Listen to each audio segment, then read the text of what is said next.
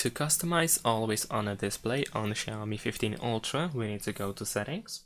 Then in the settings, go to personalization.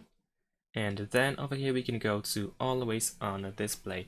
And now here we can choose the theme that we wish to use. So by default, we use the same as the lock screen, but we can switch it over here to custom. And now we have a bunch of different themes that we can use and customize as well. So let's say I'm going to choose this one over here, this clock. And in this case, I can also customize what should be displayed. And then we can press apply.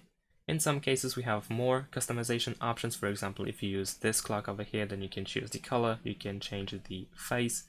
So as you can see, lots of different options. And once again, we can choose what should be displayed.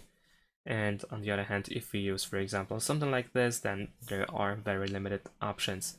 You can also create a custom, an always on display with custom image. And over here, we also have some example images as well. And here we can also change, for example, the text color and so on and so forth.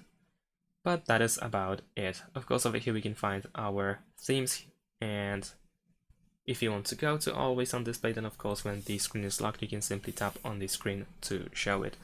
And that's all. Thanks for watching, leave a like and subscribe to my channel, and see you in my next videos. Bye!